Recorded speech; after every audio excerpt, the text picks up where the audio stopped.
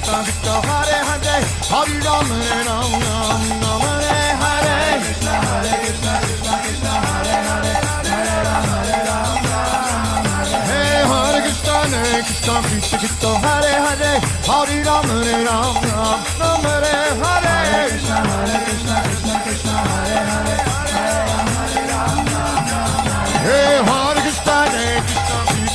Hare Hare, Hare Ram Hare Ram, Ram Ram Hare Hare. Hare Krishna Krishna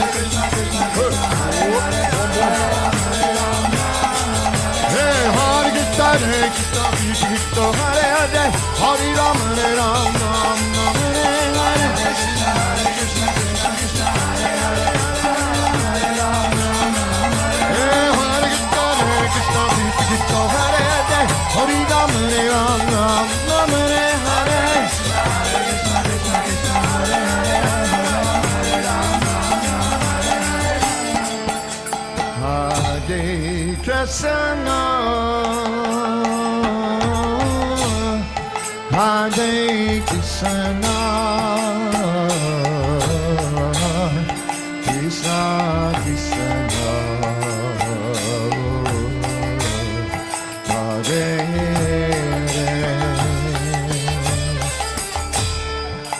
Hare Rama, Hare Rama,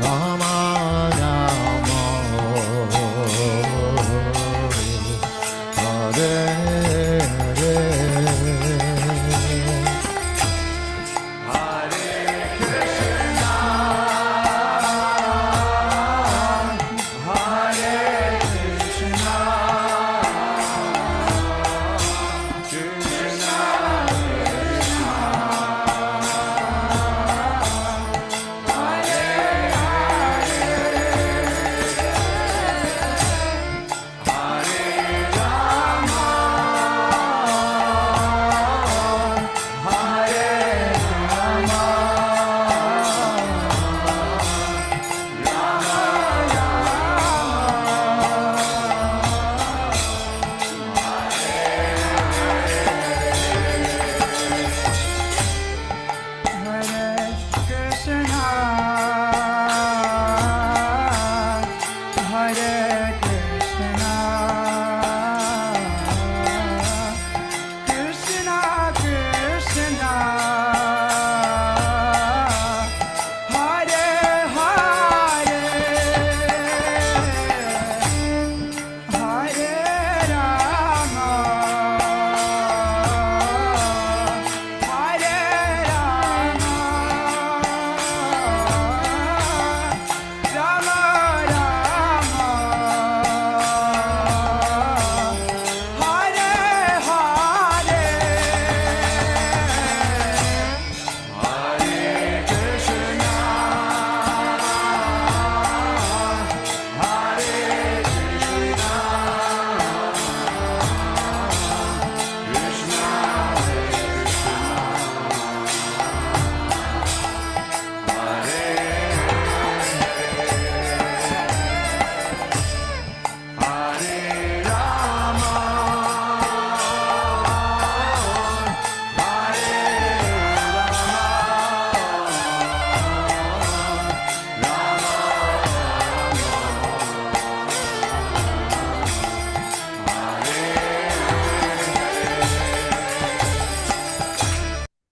Hare Krishna, dear devotees, please accept my humble obeisances. All glories to Srila Prabhupada.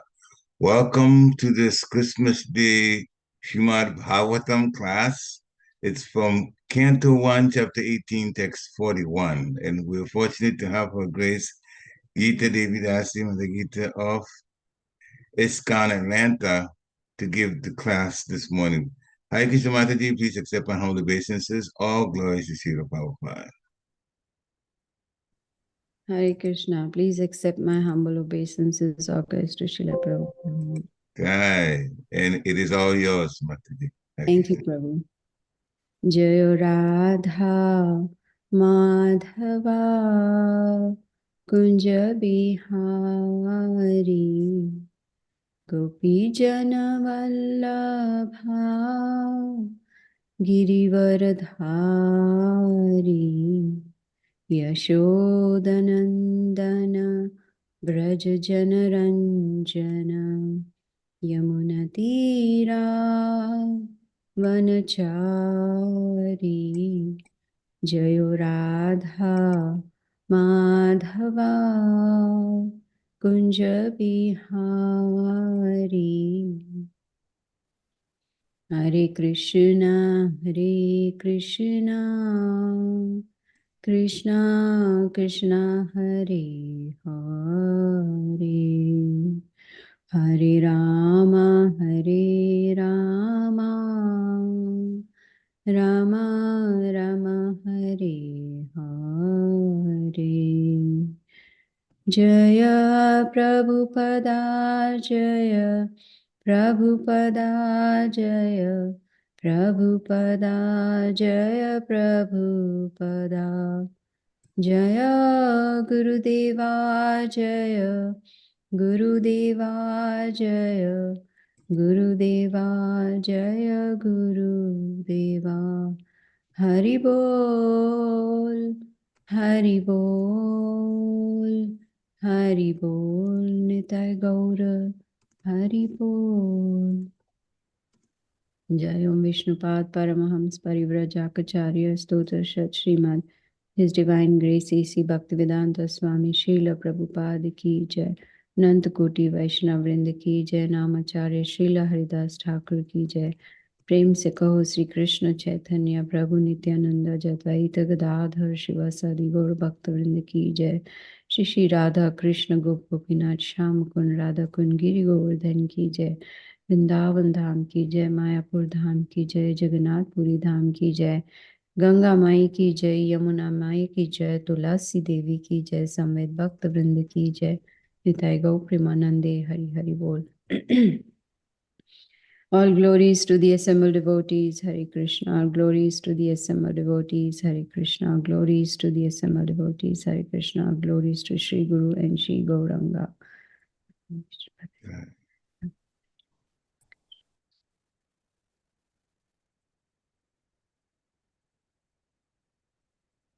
Om Namo Bhagavate Vasudevaya. Om Namo Bhagavate Vasudevaya. Om Namo Bhagavate Vasudevaya. Narayanam Namaskritya Naram Chaiva Narottamam Devim Saraswatim Vyasam Tato Jayam Udirayet. Nashtaprayeshu abhadreshu nityam bhagavata sevaya bhagavati uttama shloke bhaktir bhavati naishtiki. Srimad Bhagavatam, Canto 1, Chapter 18, Verse number 41. Nishamya shaptam atad arham narendram sabhramano natmajam abhyanandat. Aho batam ho mahad atyate kritam alpiyasi droha ururdamodhritaha. Nishamya, after hearing, Shaptam, cursed, Atat Arham, never to be condemned, Nara Indram, unto the king, best of humankind, Saha, that, Brahmanaha, Brahmana Rishi, no, not, Atmajam, his own son, Abhyanandat,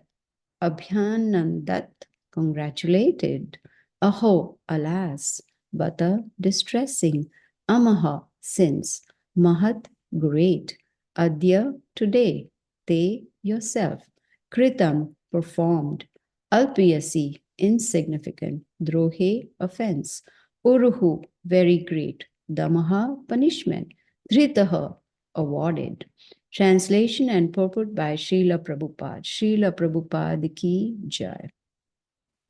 The father heard from his son that the king had been cursed, although he should never have been condemned, for he was the best amongst all human beings. The rishi did not congratulate his son, but on the contrary, began to repent, saying, Alas, what a great sinful act was performed by my son. He has awarded heavy punishment for an insignificant offense. Purport. The king is the best of all human beings. He is the representative of God, and he is never to be condemned for any of his actions. In other words, the king can do no wrong. The king may order hanging of a culprit son of a Brahmana, but he does not become sinful for killing a Brahmana. Even if there is something wrong with the king, he is never to be condemned. A medical practitioner may kill a patient by mistaken treatment, but such a killer is never condemned to death. So, what to speak of a good and pious king like Maharaj Parikshit? In the Vedic way of life, the king is trained to become a Raja Rishi or a great saint, although he is ruling as king.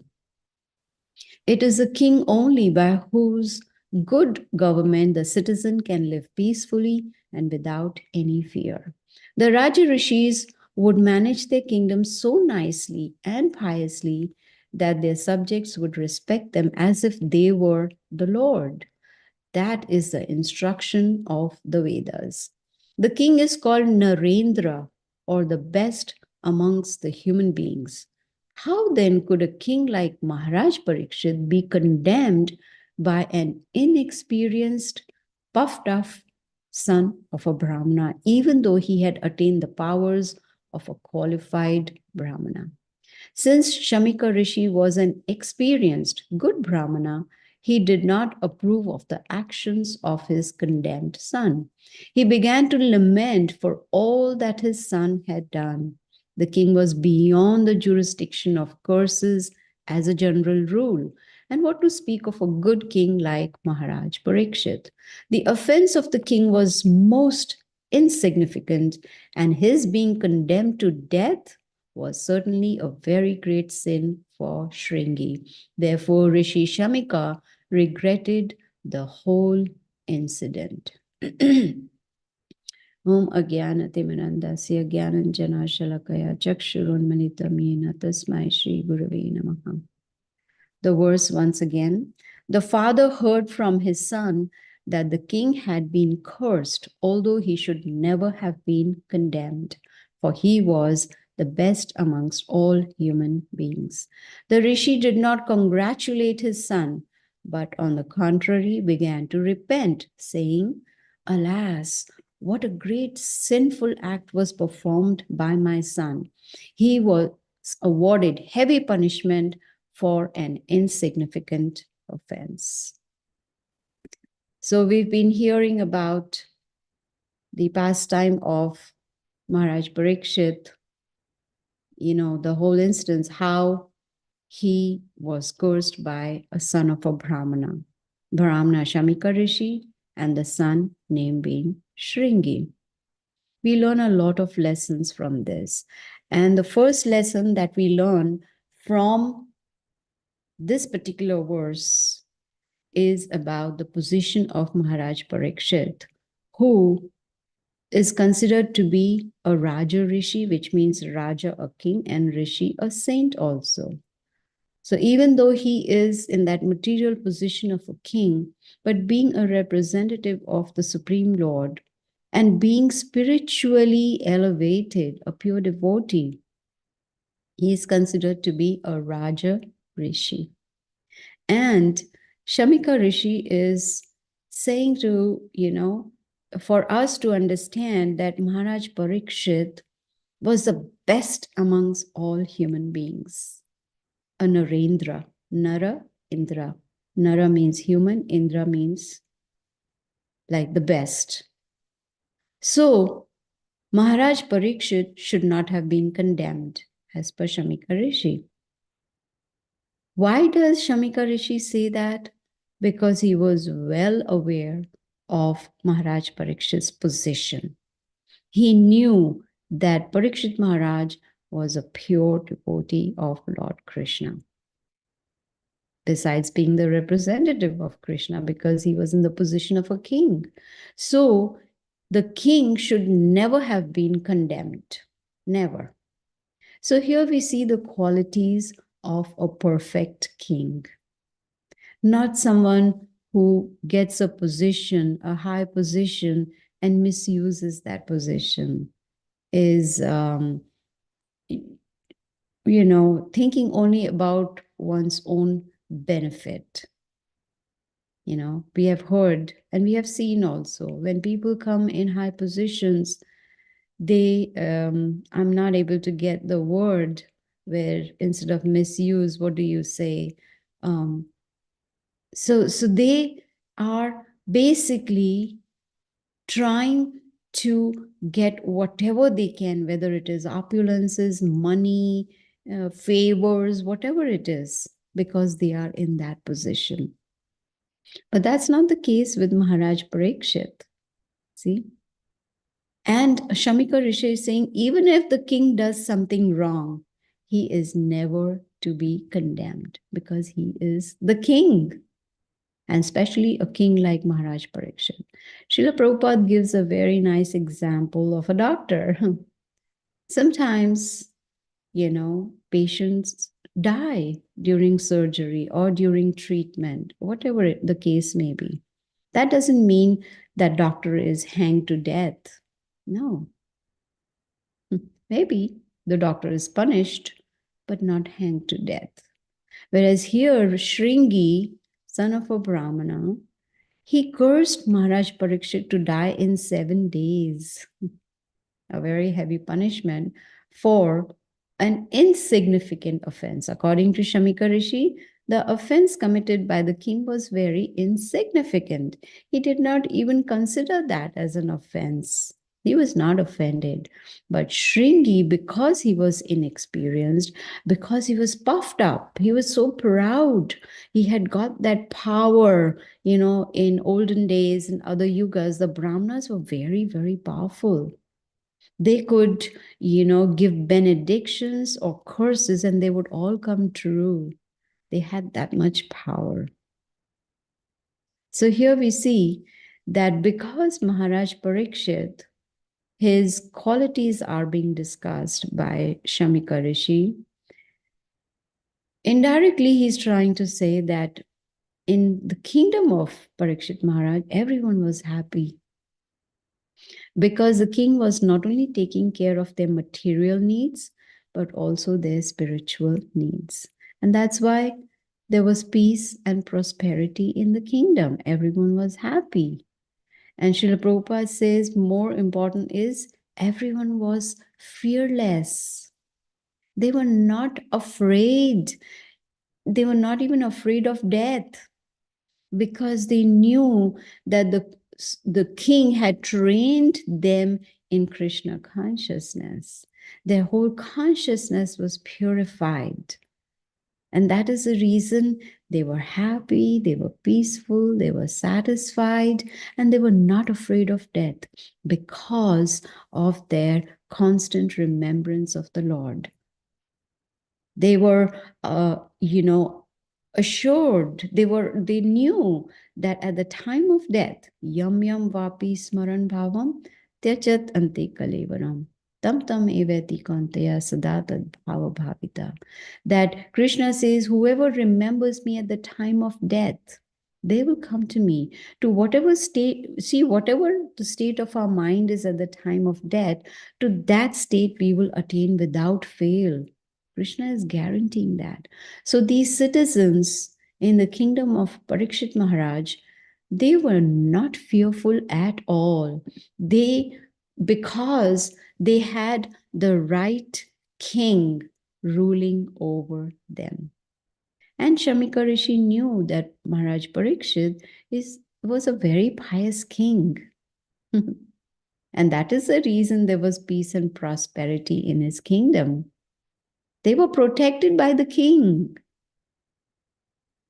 Srila Prabhupada used to say in his lectures that nowadays, if supposing there is a war, the head of the government or those who are taking care of the citizens, they go and hide in a bill. They go and hide underground or wherever. They don't, because they are afraid of their own lives. But in those days, the kings used to be right in front in the war to protect their citizens. So here, the citizens in the kingdom of Parikshit Maharaj, they were protected. And importantly, they were trained by him. They were trained by the king. They were trained in Krishna consciousness. They were given spiritual knowledge. They were trained in bhakti yoga. And the citizens, because they were so pleased with the king was setting a very good example. Like it is said, practice before you preach. If the father is smoking, the father cannot tell the son, do not smoke. The father has to set an example, quit smoking before asking the son to quit smoking. I'm not sure if I have related this story before. There was this lady, she was very concerned about her son who used to eat a lot of sweets. Sugar, sugar, sugar, morning, afternoon, dinner time, every time sugar, sugar, sugar. Sugar is not good for health. So she approached a saintly person and she said, can you please tell my son not to eat sugar? He eats too much sugar. So the saintly person said, come back after 1 month. And so she went back. And then once she was back after a month, the saintly person told the son, son, do not eat sugar. It is not good for your health.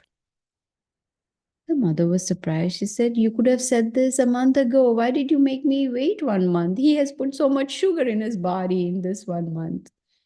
He said, well, I was eating sugar. So how can I tell him don't eat sugar? So I had to practice myself for 1 month, not eat sugar. Only then I could give that advice to your son. This is how we preach. That first we practice before we give this knowledge to others. So these citizens of Parikshit Maharaj's kingdom, they were well trained and they were cultivating Krishna consciousness very seriously. Not by the way. Srila Prabhupada always says, bhakti is not casual. We should not take bhakti as something we can do when we feel like or whenever we have time. No, time is running out. We've almost come to the end of the year.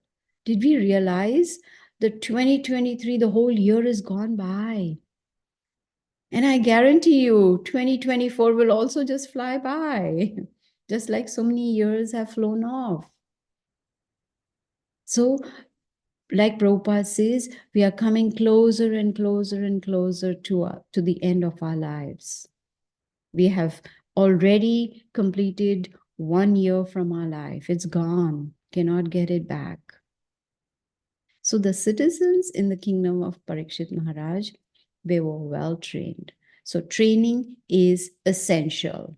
If we do not get the proper training from the proper source, perfect source, then this human form of life might go waste. You see? I was talking about this yesterday in my Bhagavad Gita class. I went to the bank on, I think, Thursday, I think, for some work. And as I was sitting with the manager, getting my work done, I noticed that on the desk, usually those who work in the office, on their desk, they keep pictures, pictures of their family, pictures of their pet dog or cats or whatever it is. And there was a saying on the desk, and it said, I am working very hard so that my dog can live a better life. What state of consciousness is that? I am working very hard so that my pet dog can live a better life. What about your life? This human form of life. Dog doesn't understand what is right, what is wrong. Dogs don't have a goal in life. For them, only eat, sleep, mate, and defend. That's it. But we human beings, we have philosophical intelligence, so that we can discriminate and see what is right, what is wrong, based on the scriptures, based on the instructions given to us by Krishna in the Bhagavad Gita, Srimad Bhagavatam, based on the instructions we get from a bona fide spiritual master, you see. So now that we have this human form of life, we should think about it. We should, work sincerely and seriously towards our goal. And what is our goal? To remember Krishna at the time of death. Prabhupada says, we people are not afraid of death, not afraid enough of death. People are not afraid enough of Maya, illusion. He has given us, Srila Prabhupada has given us a process by which we can become fearless, no more afraid of death. And what is that simple process? Chant Hare Krishna Maha Mantra attentively. Hare Krishna, Krishna Krishna, Hare Hare, Hare Ram, Ram Ram, Hare Hare. Chant attentively every day. Follow 4 regulative principles very strictly. Read his books. Serve, do some service, associate with devotees, and most importantly, avoid Vaishnava aparad, offenses to the devotees. That's quite grave. So the whole process of bhakti yoga is given to us on a platter. All we need to do is just follow. So here we see Parikshit Maharaj is considered to be Narendra. That is what Shamika Rishi is addressing him as, Narendra, Nara, Indra. Nara means human, Indra is the best amongst all human beings. Why? Because he was a pure devotee, he was well trained, he had knowledge, and he had experience. And not only that, he was following what he was, preaching. He was practicing what he was preaching. And above all this, he was trained in military science along with spiritual culture. And that is the reason he was able to guide his citizens in proper consciousness. And that is the reason Prabhupada says that the king is considered to be the representative of God. The king should be such that he should be a perfect example of a spiritual teacher for all his citizens, you see? And also make sure that conditions are very favorable for the citizens to practice bhakti yoga. So, Srila Prabhupada is saying the king, can order the culprit son of a Brahmana, like Shamika Rishi was. He was a culprit. Sorry, not Shringi. Shringi was a culprit. And he was the son of a Brahmana, Shamika Rishi. So Prabhupada is saying the king can order hanging culprit son of a Brahmana. And that punishment does not make the king a sinner. That is not a sinful activity as far as the king is concerned for killing a Brahmana. No. He gave the right judgment, provided the king is thoroughly trained, thoroughly educated, the king is spiritually inclined like Maharaj Parikshit, and also the king has qualities of a Vaishnava, a pure devotee of the Lord. If such a king decides to hang a Brahmana, then such a punishment does not make king a sinner, someone who's committed a sin. And here we see that Maharaj Parikshit, he was actually, you can call him a saint, a sadhu, in the dress of a king. He was dressed like a king, he was ruling like a king, but in consciousness, he was a sadhu, a pure devotee. So you can say a saint in the royal assembly, right? Pure devotee of Krishna. He was just doing his job. He understood that this position that he has as a king, it is his duty to not only train his citizens materially, but also spiritually. And he himself practiced Krishna consciousness, and that is why he was always Krishna conscious. He was always thinking about Krishna. Whereas here we see Shamika Rishi, he understands that his son, first of all, was inexperienced, and more importantly, was puffed up. Pride comes before the fall. So pride is a quality that we would never want to have. And if we feel, by contemplating on our own selves, if we realize that sometimes I do become proud, oh, then I need to work on that. That is an anartha, unwanted thing, right? Like Rupa Goswami says, Adau Shraddha, Tada Satu Sangha, Bhajana Kriya Anartha Nivriti. So first we have that basic faith. There is God. And who is God? Krishna is God, based on the references we get from Vedic scriptures. Krishna is the Supreme Lord. That faith we have. When we have that basic faith, then we associate with devotees, spiritually minded people. And when we do that, with their association, we start doing bhajana kriya, which means performing devotional service, bhakti yoga. And when we do that, then there is anartha nivriti. All the unwanted things in the heart, they start coming out. They just come out. So pride is one of the anarthas, unwanted things. So here we see that Shamika Rishi knew that his son Shringi was inexperienced and he was puffed up. And that is the reason that this little boy, he, because of pride, misused his power. He had that power to curse somebody. And for an insignificant offense, he got so angry, and in that spur of the moment, he cursed Maharaj Parikshit. And Prabhupada says that this son of a Brahmana, Shringi, you see, he was inexperienced, but also partially trained in Brahmanical culture. In the Bhagavad Gita, we here Chaturvarnyam Maya Shishtam Guna Karma Vibhagasaha. That a Brahmana is by guna, by qualities, not by being born in a family of Brahmana. Just like if my father is a doctor and I'm born in his family, I don't become a doctor automatically. I need to qualify myself. I need to get trained, educated. Then I can call myself a doctor when I get a degree. Similarly, son of a Brahmana does not automatically become a Brahmana.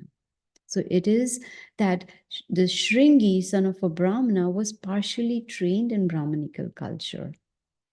And he had power over his words, but no mind control.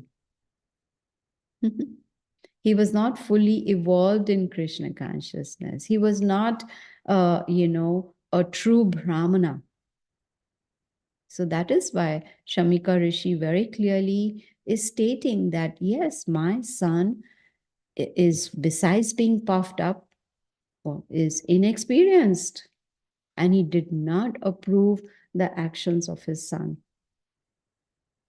And how could he understand that? Because he understood the position of Maharaj Parikshit as Narendra, best amongst the human beings, as a Raju Rishi, a saintly king, and also being a pure devotee of Krishna. And he understood position of his son, Shringi, who was puffed up and inexperienced, excuse me, and partially trained, not fully trained.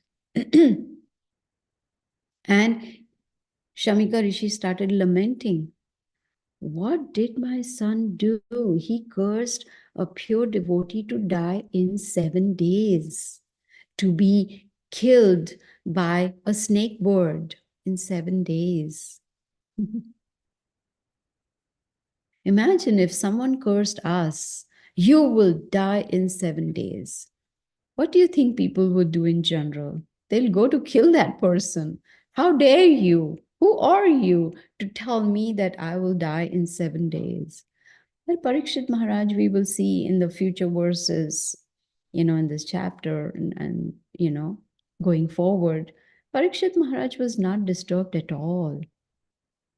If we come to know that we are going to die in 7 days, which we are not fortunate enough to know, we don't have an appointment with death, we don't know when is going to be our last moment. But if we did come to know, based on a illness or medical ailment or whatever it may be, if, the doctor says, oh, you have 3 months, left or whatever, what is the first thing people in general will do? Write a will, make sure the finances are right, make sure everyone is taken care of, spending more time with the family. This all is good. But what about the final examination, the final moment of death?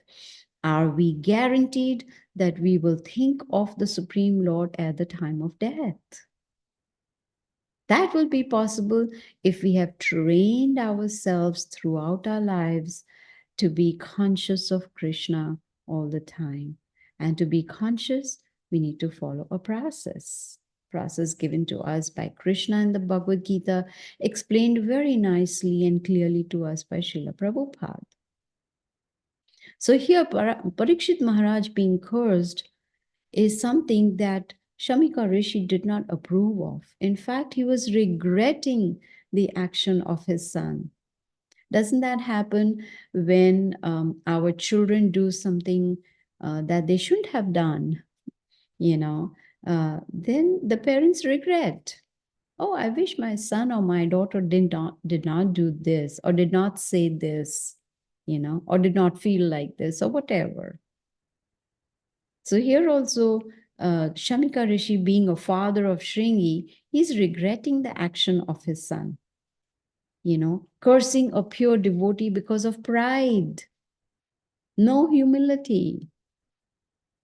What does Srila Prabhupada say in Bhagavad Gita? Chapter 13, verses 8 through 12. The very first quality required is humility. And Srila Prabhupada explains in the purport, what does it mean, humility? It does not mean folding hands, bowing our head, and speaking softly, and, being calm. No. That is good. But that's not the definition of humility. Prabhupada says humility means one is not anxious to get the satisfaction of being honored by others, looking for adoration, looking for appreciation, anxiously waiting. When is someone going to praise me, appreciate me? Don't we hear this, when the wife will tell the husband, you never appreciate me. You don't even, appreciate the hard work. I'm cooking in the kitchen for so many hours and you don't even tell me how nice the food is, how tasty it is. Appreciation.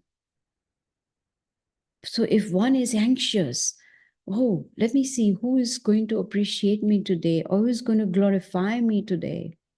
That's not humility. See? So Shringi, out of pride, had cursed Parikshit Maharaj. And according to Shamika Rishi, his son had committed a sinful act. Like we've learned in Bhagavad Gita, every action has a reaction. So when we perform a sinful activity, we have to face a bad reaction. And the Brahmana understood that the offense was so insignificant. He did not feel offended at all. And Parikshit Maharaj also did not retaliate when he was cursed. This is the quality of a pure devotee of the Lord. The mind and senses are under control. The words are under control. Not like Shringi, just like that, start cursing. No. That's what we learned in Bhagavad Gita, how to control the mind, how to control the senses, how to sharpen the intelligence with the knowledge of the Bhagavad Gita so that we know what is right and what is wrong.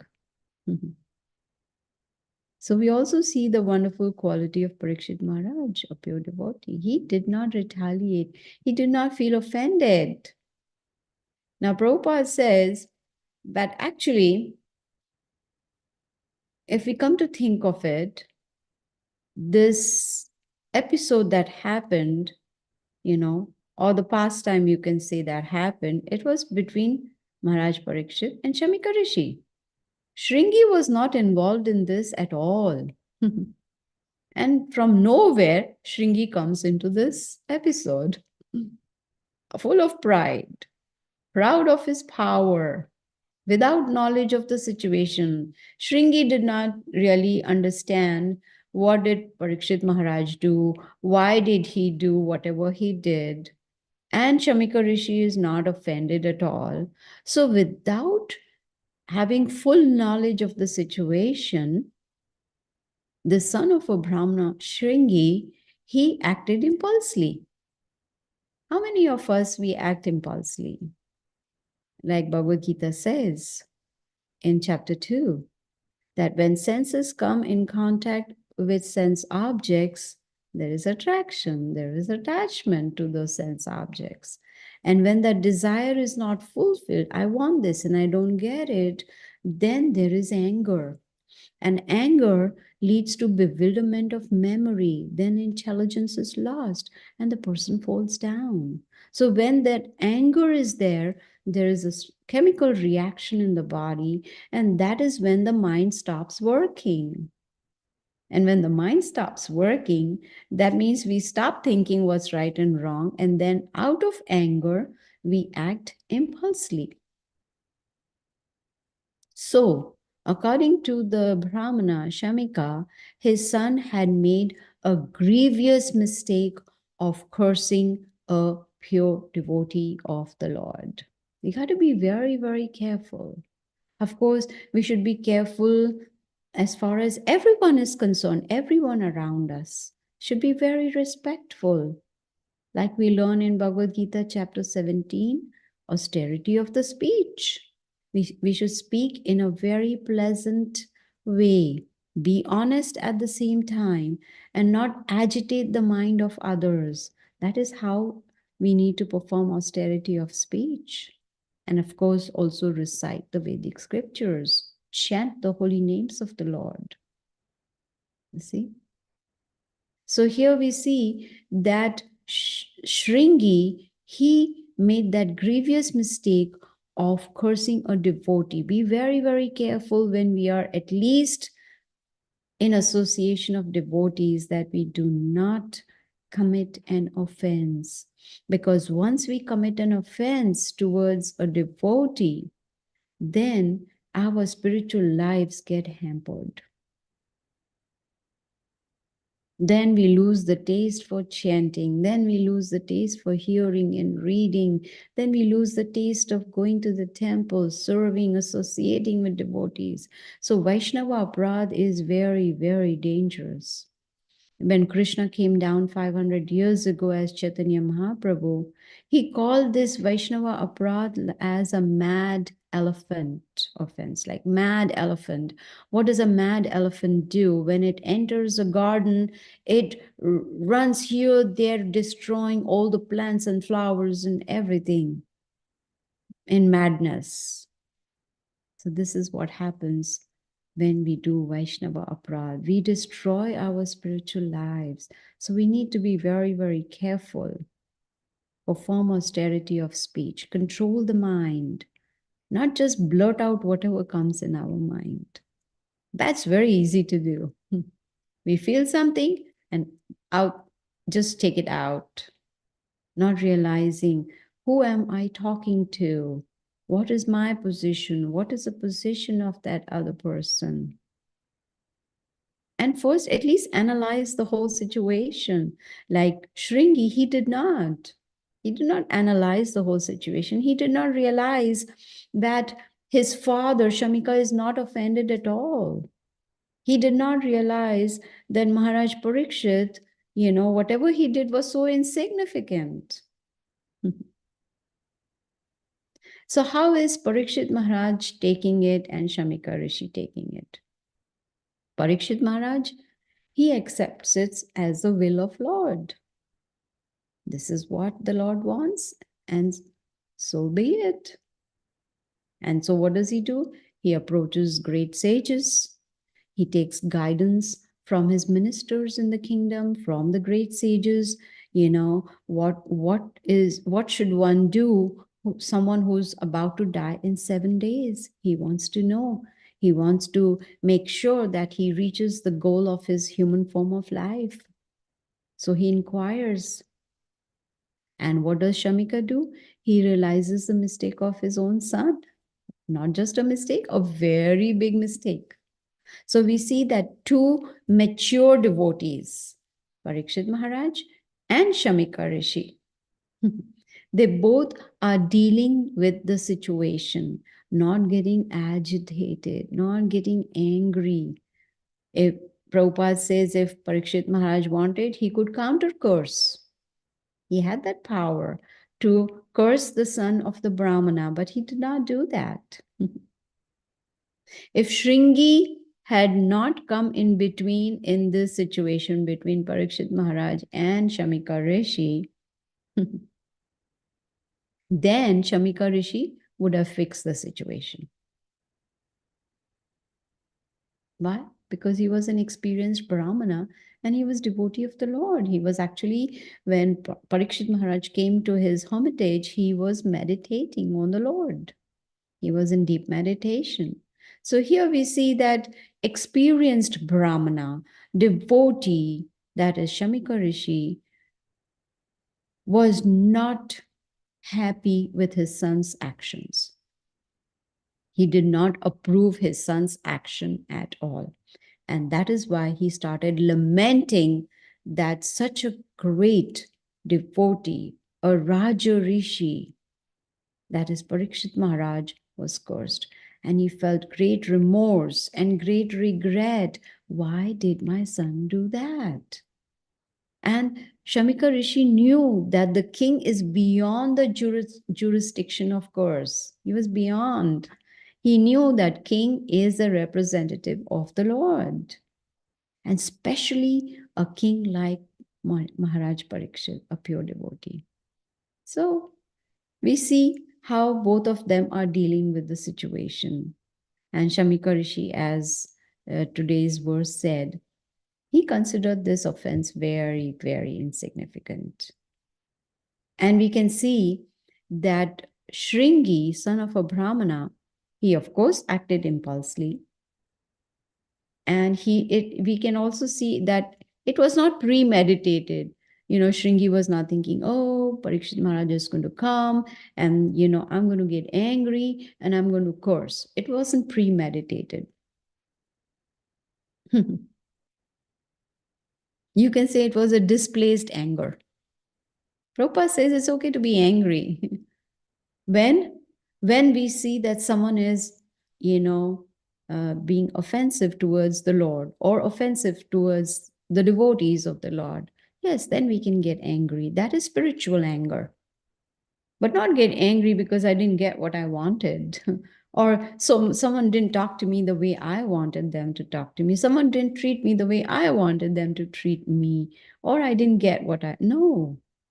So here we see Shringi's anger was displaced. There was no need to get angry at all. And that is why Shamika Rishi is regretting the whole situation. So now my question is, if and when we get offended, what should we do? Should we take that as part of our karma? Well, I must have done something bad in the past, and now I'm just facing a reaction of my past karma. Or Should we get angry and, impulsively do the same, offend the other person? What should we do? The more important question is, what should we do when we offend a devotee? So from this pastime of, Shringi cursing Maharaj Parikshit and Shamika Rishi, that Shringi's father is regretting the whole situation, it's important to understand, what do we learn from this pastime? First thing is to make sure that if we have power, it is properly used. And if we have power, it is used for the benefit of others, not for my personal benefit, but for the benefit of others. You see, it should be beneficial. The intention of powerful person determines that outcome, the outcome, whether it is going to be beneficial or it's going to be damaging. So we can see Shringi's intention was damage, big time damage. Why? Because he was so puffed up. He gave inappropriate punishment because of his anger and because of him being so proud. He should have assessed the whole situation. He should have asked his father, who was experienced and trained and a devotee. He should have inquired. He should have at least gone inside and seen, and of course, also understood the position of Parikshit Maharaj, that he's a pure devotee of the Lord. He's a king, he's a Raja Rishi. He's beyond punishment.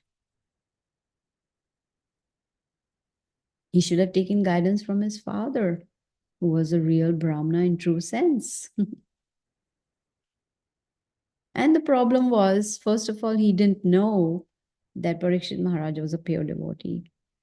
Why is it that we are not successful in understanding the qualities of a pure devotee? Because people generally get blinded by anger and pride. And that is why Shringi did not give the benefit of doubt to Parikshit Maharaj. He did not have a conversation. He did not assess the situation. You see, the pure devotees of the Lord, they are not bound to experience the damage. Why? Because they are always situated in Krishna consciousness. That's their state of consciousness. They are at that level where they don't get damaged by all this. And we can see Parikshit Maharaj did not feel, he did not worry about the curse at all. And because Parikshit Maharaj did not feel offended, and immediately he understood the importance or the value of time, that he only had 7 days left. And immediately he tried to inquire, what should one do who is about to die? That should be our question. Because we all, like Bhagavad Gita says, for all those who are born, death is sure, and after death, one is sure to be born again. That's the cycle of reincarnation. That cycle of life and death just keeps going on. So when we know that this material body is going to come to an end at some point, then we need to inquire, what should we do? And because Parikshit Maharaj inquired, and he was given the guidance by the sages to hear about Krishna. And that is why today we have the opportunity to hear Srimad Bhagavatam. Srimad Bhagavatam was spoken by Shukdev Goswami to Maharaj Parikshit for 7 days. He did not eat, he did not drink, he did not sleep.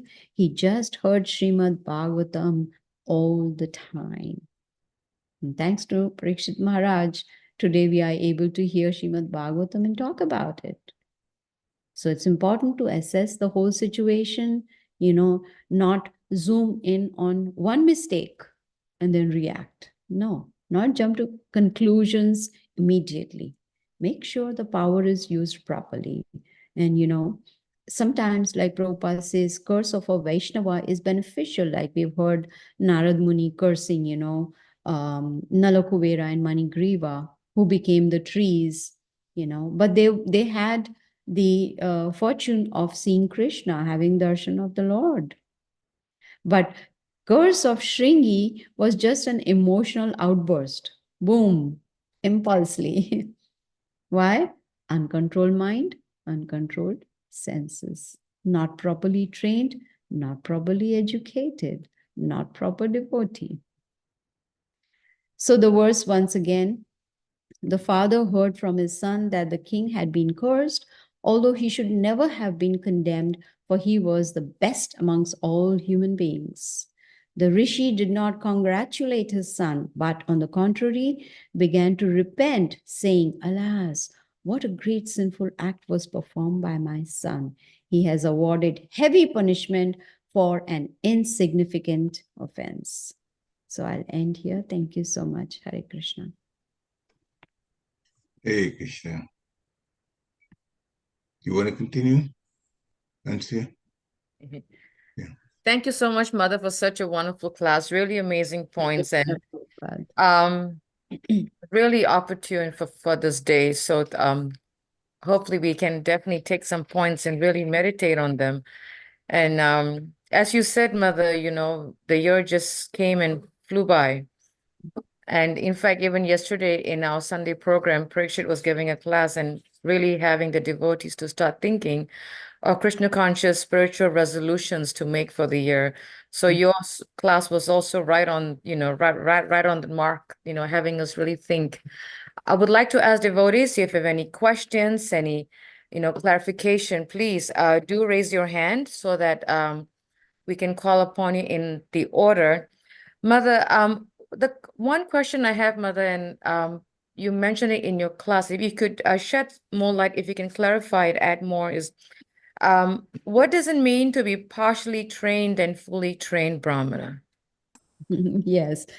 Partially trained would mean that just like, let me give you an example, that I am in kindergarten and I learn only ABC, but I don't learn till Z, A, B, C, D, E, F, G, H. So I learn ABC and I think, oops, okay, that's sufficient for me. I don't need to learn the whole alphabet, right? Just ABC is sufficient.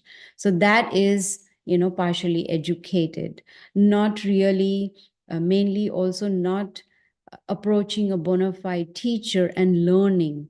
You see, what happens mostly people, when they are, given knowledge, they already have their own perceptions. They feel that, oh, I know this, I know that too.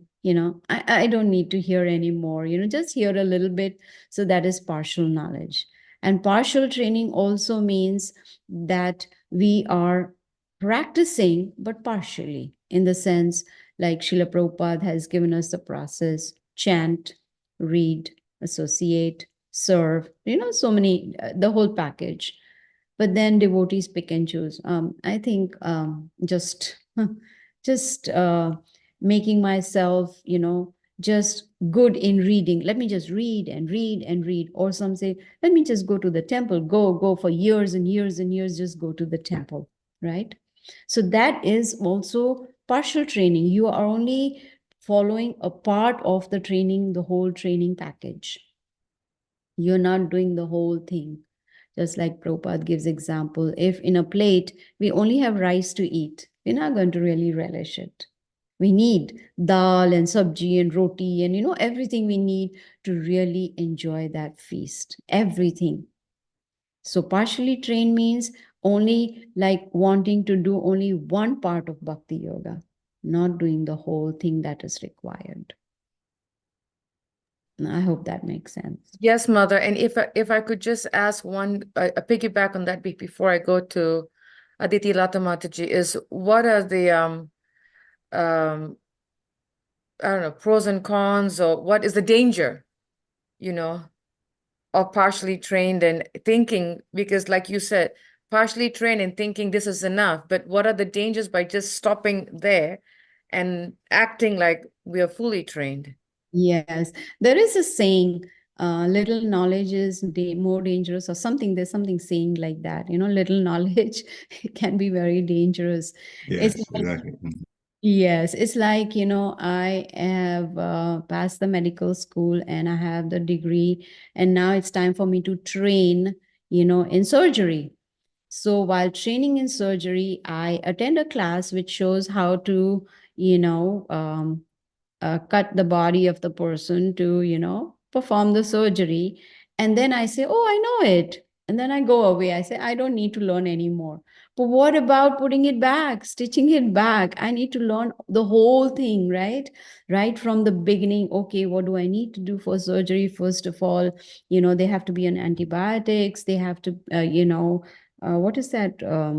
They have to, what do you do for, give anesthesia, right? I can't just, start cutting the body of the person when the person is still conscious. It's going to, scream in pain. So need to know everything. Yes, take knowledge and then get experience under a trained person, like a trained doctor, experienced doctor, and learn. Okay, this is how surgery is performed. And after the surgery, these are the steps that need to be taken, right? And this is like, we get, when we go to the hospital, we get post-operative instructions. Don't we get that? That these are the rules and regulations. These are the points we need to be careful of after the surgery. And I have personal experience. I remember many, many years ago, maybe 25 years ago, I had my wisdom tooth removed. Now, that doesn't mean I'm not wise because the wisdom tooth is gone. That has nothing to do. It's just called wisdom tooth. So they did not give me the post instructions after, right? Two of them were removed, and it literally looked like I lost my wisdom because I did not know what to do. And because I did not know, I did not do, I suffered for 3 months, with swollen jaws and cheeks and, infection and pain. And I believe I was supposed to use ice pack or something, and they didn't tell me. And you see, so we need to know everything, every step. That is called fully trained, fully knowledgeable. And then otherwise there's danger. Half trained, half knowledge, very dangerous. Okay. Thank you, Mother. Thank you so much. Mother Titilata, please go ahead, Mother.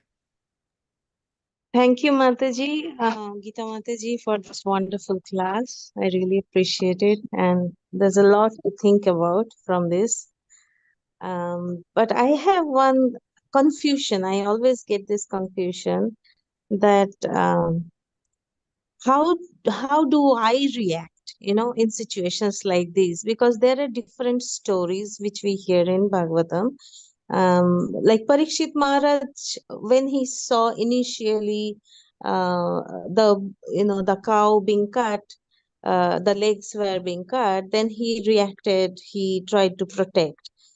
Now, in King Nimi's case, we hear when he was cursed by Vashishta Muni, he counter cursed because he did not want injustice to be done by the person, by the Muni.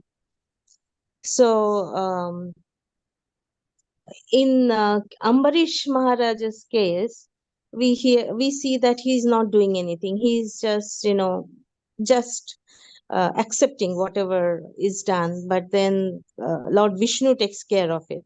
So how do we how do we act? Like, shouldn't Parikshit Maharaj, because he is a Maharaj, shouldn't he have cursed or killed the Shringi here? Because if he is doing this to Parikshit Maharaj, he would do it for others also, like King Nimi did.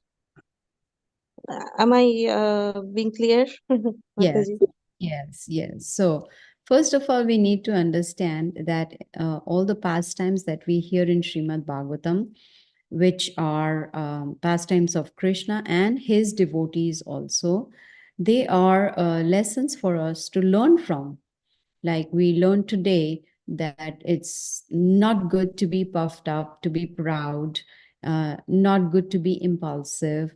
And, we need to have knowledge so we can understand what is the position of the king, what are the qualities of a king, what is the position of Parikshit Maharaj. In fact, that being a pure devotee, being a Raja Rishi, what is the quality of a Brahmana like Shamika Rishi, who understood that his son had done wrong, need to understand misuse of power. So these pastimes are there for us to learn a lesson from. And sometimes we go very deep into what is that called, into the technicalities, right? For instance, sometimes people will ask me, how long did it take for Krishna to speak the Bhagavad Gita? How does it matter? More important question is, what is in the Bhagavad Gita? What is Krishna trying to say? Or why did this one kill that one? Why did Duryodhana get killed? Why did Bhima do this? Or so all these are technicalities. All we understand from all these pastimes is there is a different, like I was mentioning, Parikshit Maharaj being cursed was by the will of the Lord, because Krishna wanted Srimad Bhagavatam to be heard by Parikshit Maharaj, spoken by Shukadev Goswami, so that today we can sit and discuss it, so that today we can try to understand the purport of what is being said in today's verse, right? So Srila Prabhupada's purports help us to understand that. So all the pastimes, they have a different, Krishna has a different goal for each pastime. We learn different things from each pastime. So how do we handle? First of all, Srila Prabhupada says, if we chant attentively, 99% of our bhakti will be perfect. 99% of our bhakti depends on attentive chanting. So when we will chant attentively, that means we are purifying our mind and senses and intelligence, and then that will bring us to a position where we will not react impulsively like Shringi did. Then we will be able to control our mind and senses. Yes, it's not that when we are on the path of Krishna consciousness, everything is going to be hunky-dory. That Prabhupada says is not going to be a bed of roses. No, we will have situations, but then this training is required under a bona fide spiritual master.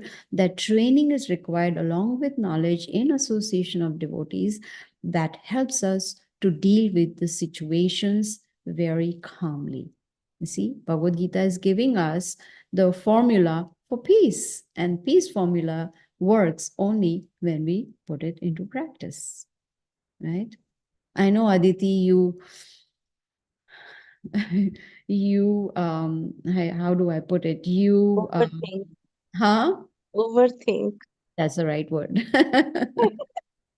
Like Prabhupada says, chant and be happy, right? Chant and be happy. So if we concentrate on attentive chanting, then everything else will fall in place. I hope that makes sense, Aditi.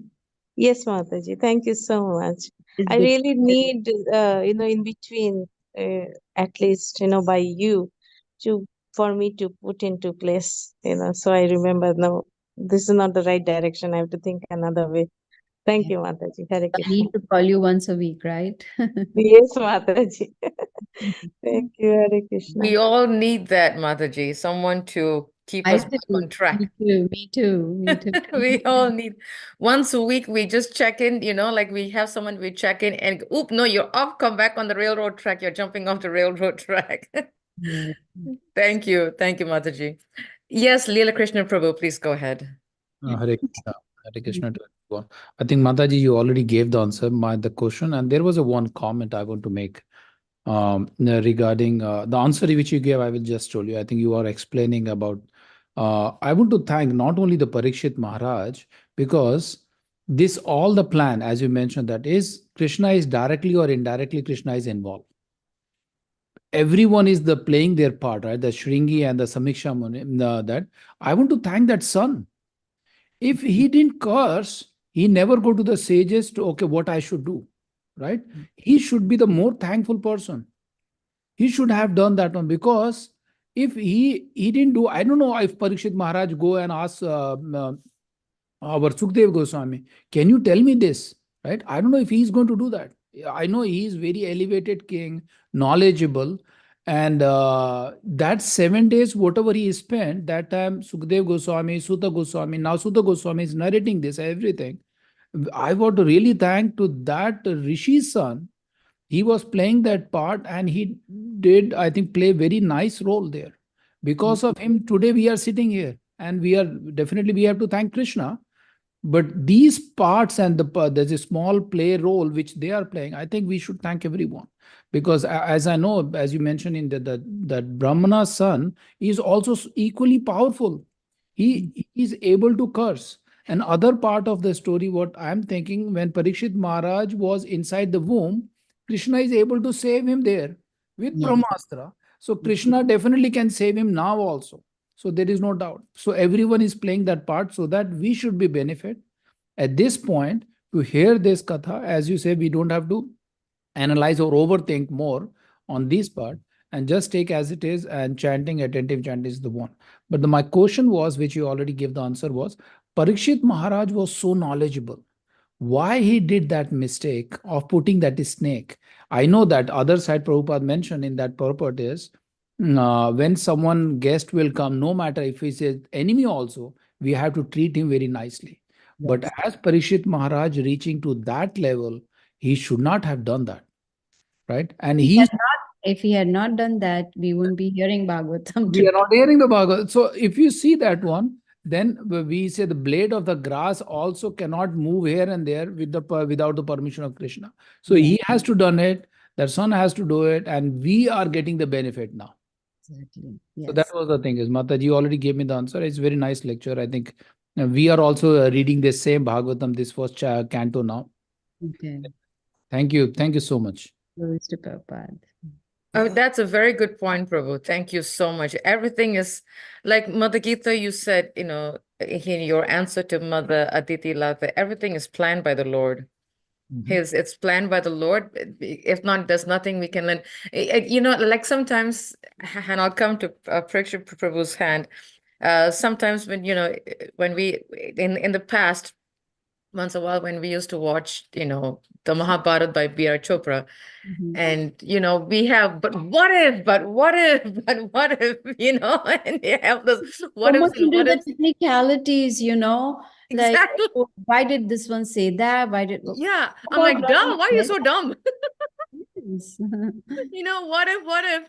At the end, he says, but if that never happened, we'll be thinking life is so hunky-dory.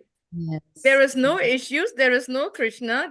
We are the gods of the gods. So everything is planned. Thank you so much for a nice point, Prabhu. Thank you.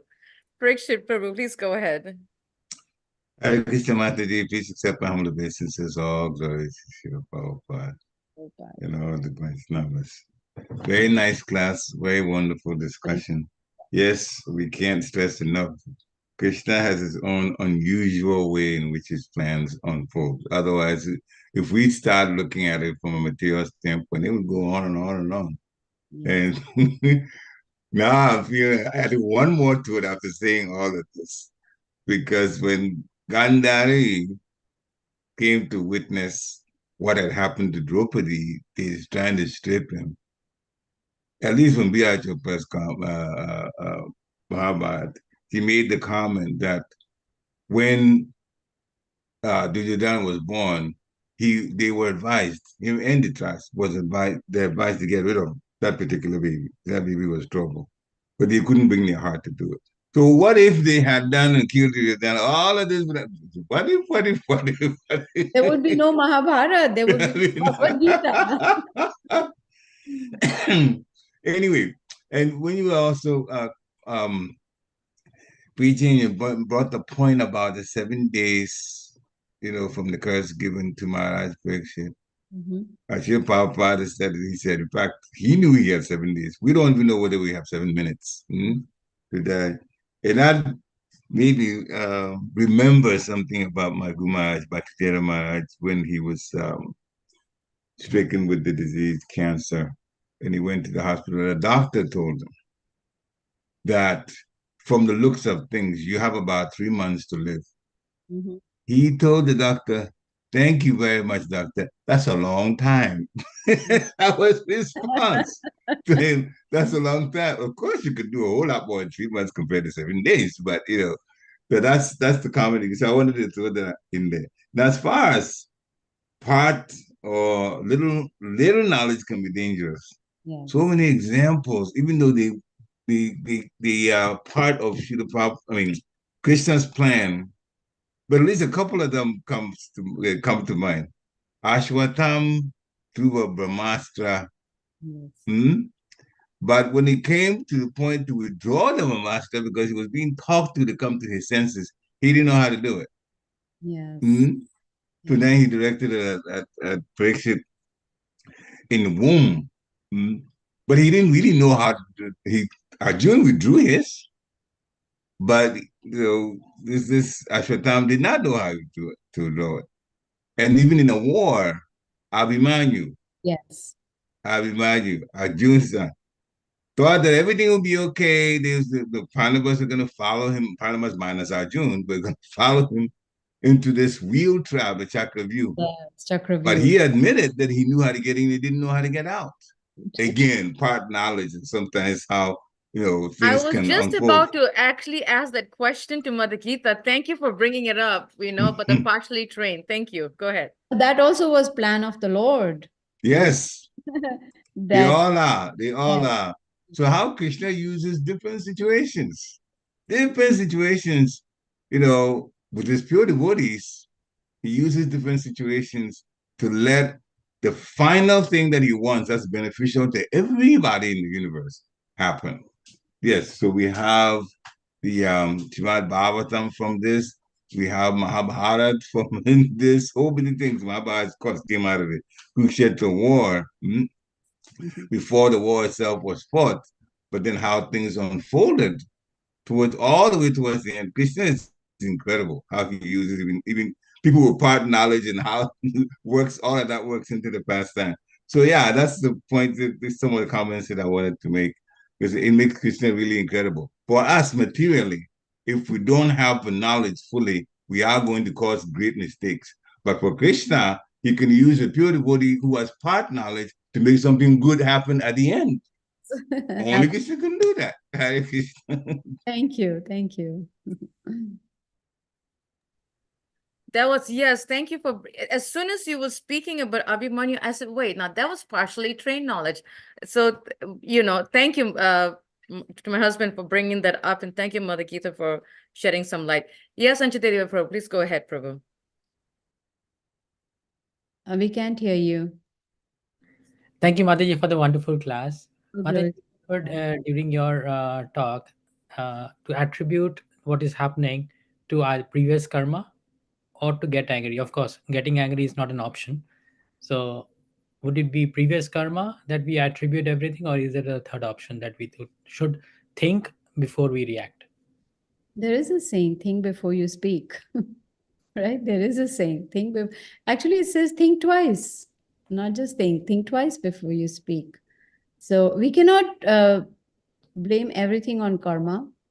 Oh, I got angry because it's past karma, or I did a sinful activity because of past karma. No, we have intelligence and we need to use the intelligence properly, wisely.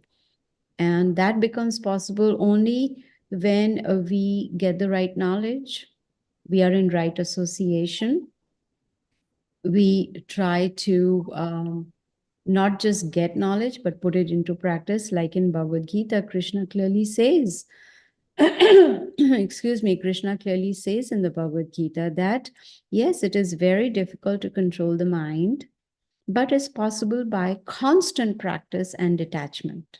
You see, so we have to do our part. We cannot blame it on karma. I cannot yell at you and say, oh, it's your past karma that I yelled at you. No, I need to control my senses. So we need to take on the knowledge, like Prabhupada says, knowledge plus application equals to wisdom. Very, very simple. So if we want to become wise, we need to put into practice what we hear. Like in chapter 17, we hear austerities, right? Austerity of body, mind, speech. So we need to put that into practice. Then automatically there'll be no anger because the mind is under control. Yes, Mataji, thank you. And somebody yelling at me, of course, would be that I'm going through my karma and I've reduced my karma. This is what Prabhupada says a devotee thinks in that sense, that, okay, someone yelled at me, probably it's my past karma, and, my karma is reducing. But the person yelling needs to also understand they are making more karma. Yes, Parikshit Prabhu. You're on mute. Yeah, you're increasing your karma. So I raised my hand to say increasing the karma. Okay. I thought like in school, children say, oh, it's my turn to Yeah. talk. It's going up. Yeah, we have to be very careful. We have to be careful how we use our minds in situations. This isn't going on and on and on. Anyway, I don't have any more to add. This is a wonderful class, by the way. In Bhagavad Gita, Krishna clearly says, so we had Gita Jayanti, right? On Fridays, we were reading the whole Bhagavad Gita, and very clearly Krishna says it's very difficult to understand karma. So don't even try to understand, oh, I must have done this, this, and this. That's why I'm getting this, this, and this. No, there's no calculation. If you don't mind my adding one more thing, but when it comes to pure devotees, the things that they do, that sometimes we start guessing this could have happened, that could have happened, but that's from Yoga Maya, though. They act based on Yoga Maya. Yes. What Krishna is planning for them to do based on the outcome that he wants. And Yoga Maya is in the middle of all of this, making it happen. Hare Krishna. Yeah, they're above all this. Yes. Yeah. Krishna, Prabhu? Yeah, Hare Krishna. Now, it's become very interesting. I have one thought, Mataji. If someone says something, right, as you said, it will stick in our mind that, okay, and we try to forget now because we are in Krishna consciousness. So let's forgive this. But whenever we will see that person again, that will fresh our memory. Oh my gosh, this guy did this. So now think about that happening between the husband and wife. We are seeing each other. This become every time fresh. How to remove that thing from our mind? Yes, that is, you see, familiarity breeds contempt, right? So we become too familiar and then we start offending each other. So what Srila Prabhupada says is that best thing to do is that whenever, say, supposing you yelled at me, and whenever I see you, the first thought that should come to my mind is to magnify your good qualities. When I start doing that and magnifying my own faults, then that thought process will change. Then when I see you, I will not be upset that, oh, you yelled at me. No, I will say, oh, Leela Krishna Prabhu, he does nice preaching, he gives nice lectures. So I start glorifying that. And another thing is, if we start serving, if we have that service attitude, like for instance, if this has never happened, but supposing my husband yells at me, then glorifying his good qualities and serving him. You see, why do we feel offended? Because of pride. Oh, I am so great. Why did someone yell at me? I am perfect. I'm Narendra, best amongst all human beings, I'm the best. So that is pride. But if we start serving, we start glorifying, multiplying their good qualities, multiplying our bad qualities, then that will bring us to a state of consciousness when we will not feel remorse when we see someone. Thank you, Mataji. I think that definitely help in the terms of practicing, right? This is again come by the practice. We have to keep practicing. And as you said that Now, practice is another thing. Glorifying on the top of that, it's impossible actually, right? And we know that he did something, and now you are asking me I should glorify him. So that's the it's a very difficult task actually, Mataji. Being Yes, a devotee also, right? So, that's but an austerity. That's an that's austerity. not right. But Yes. thank you so much. I think this conversation will keep going, and is I know that everyone is in a holiday mode, so it can go for a couple of hours. But thank you. That's the bliss, Prabhu. Thank God it's a holiday weekend. No, that's why I was able to join this class. I will always want to join, but between 8 and 9, I always have a calls from office. But still, I try my best that if call over, then I will jump into this one. Thank you so much, Mataji. Hare Krishna. Thank you. I think Mother Aditi Lata had her hand up and she took it down. Mother, do you want to ask a question? No, in addition to Leela Krishna Prabhu's question, I understand when, I mean, as Gita Mataji was saying, that it's easier for, like, think positive things for the family members. But when it happens with outsiders, suppose in office or something, someone, like humiliates you or something, so those things are very, it feels very unexcusable. And Austerity of speech. it doesn't, like feel like that, like there is something, anything to glorify that person. Anyways, I don't know how to handle that situation. Well, one option is, which Prabhupada gives, is that a devotee always thinks that if someone has, offended me 10%, then the devotee thinks I was supposed to be offended based on my past karma, maybe 50%, but it has been reduced because I am on the path of bhakti. So the Supreme Lord has been very merciful and reduced my karma and given me only 10%. Prabhupada also gives an example that if I was in an accident, maybe I could have been, I could have lost my leg or my hand or whatever, but Krishna just gave me a token punishment of just a scratch, or something like that. So if you think in that way also, it helps us. Absolutely. Thank you, Mataji. Thank you. Hare Thank Krishna. you. Achindadeva Prabhu, please go ahead. Yeah, Mataji, before we close this class, not related I to don't think it is going to end anytime soon. Go ahead, Prabhu. no, in this type, everybody says happy Merry Christmas or Happy Holidays, etc. From the Krishna conscious perspective, what should we be saying? Like we say Happy Krishna conscious birthday. So during this time of the year, what should be our way of greeting people?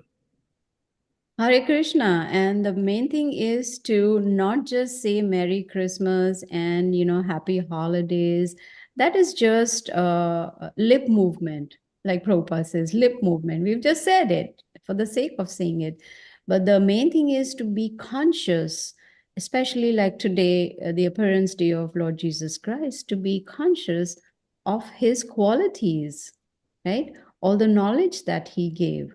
And he said, I'm son of God. So, like, for instance, when we celebrate Diwali, not many people think about Lord Ramachandra or Mother Sita. They only think about burning firecrackers, eating a lot of mithai, wearing new clothes, and wishing happy Diwali, lighting lamps, etc. What about the main thing? The main thing is to think about the Supreme Lord and his devotees. So, yeah. Same Mataji for Christmas also is presents, right? Santa. Everybody forgets about Jesus Christ. Oh, the Santa Claus. Yes, what present I'm going to get. Yes, yes. That's okay. It's okay. Kali Yuga getting worse. You forget the main reason. Yeah. Yes, the main reason is forgotten. Exactly. Yeah. Actually, this We morning, all, Mother, I was just looking for something on my cell phone. I think I saw a quote by Sri Prabhupada about Christmas, and I'm Yeah. trying to find it, and I don't know where. Hare Krishna. It's a quote by Sri Prabhupada about Christmas, and I'll just try to summarize it. If bits of pieces of it, what I remember is Sri Prabhupada was writing a letter to one of his disciples and saying that, this is the month of Christmas. It's the birth of Jesus Christ. He says we don't do Christmas, like we don't make it into a big thing, but He says, even though Christmas is not celebrated the way it should be, but it started off with God consciousness. Yes. That's what Shiva Prabhupada said. And then he says, but we call it Krishna consciousness, they call it God consciousness. And then he went on to say something like, Christmas has become very, what's the word he used? I think he used the word materialistic or something. But know that it started with God consciousness. So we are here to remind people about that. Something. I'm trying to find the quote. I just saw it this morning, like 3 hours ago. I don't know where it is. I'm trying to Yeah, find I saw it too. I saw the same Yes, one. yes, right? Yes, I saw it. Exactly. And I'm trying to find that quote. I don't know where it is. Mhm. I'm looking all over, but yeah, I'm trying to think. Yeah, but that was a powerful quote. Yeah, that was a good reminder for me. Mother, one last question I have, Mother, and that is, and I think you touched a little bit upon it, but I wanted to just clarify for my Kali Yuga mind. You spoke about offenses, and what I wanted to ask was, and then you spoke about familiarity breeds contempt, which is also an offense. When we take a devotee for granted, what is that classified as Mother? Is it offense? If it's not offense, what is it? Is it familiarity? So that is the first step of offense when we take the devotees for granted, because in that state of consciousness, we become very casual, and then we have no control over what we say or what we do, and then end up offending. So taking them for granted is the very first step. So the moment we start taking devotees for granted, we need to stop right there before we go to the next step of, then getting puffed up that, oh, that devotee doesn't really deserve my respect or my appreciation or whatever it is. And so then we take that devotee very casually. And in that consciousness, then we start saying things and doing things which can be offensive. So, Thank you, Mother. You really clarified a big point, a question in my mind. Thank you so much. all goes to Prabhupada. Amazing back and forth, lovely discussion. And like I said, I'm glad it's a holiday so we can, spend, no one is pressed to go to office and take any phone calls and meetings. But would like to ask devotees if any last minute questions, any comments, please do unmute yourself. Just a quick reminder that tomorrow's class at the same time, 8 o'clock, and we request devotees to please join us. And we hope that you all have a wonderful Krishna conscious holiday. Until then, thank you so much, Mother Gita, for such a wonderful class, amazing questions and discussions. Lots of thoughts, food for thought, and we thank all of you for your participation. Vanchakraptibhyascha kripasindhabeva patitanam pavanebhyo vaishnavebhyo namo namaha. Srila Prabhupada ki jai. Thank you so much. Hare Krishna. Thank Hare you. Krishna Hare Mataji, Krishna. Dandavat Pranam, Hari Bol, Hare Hari Hari Bol. Jai. Hare Krishna, Gita ji. Thank you very much. Mhm. Hare Krishna. Jai.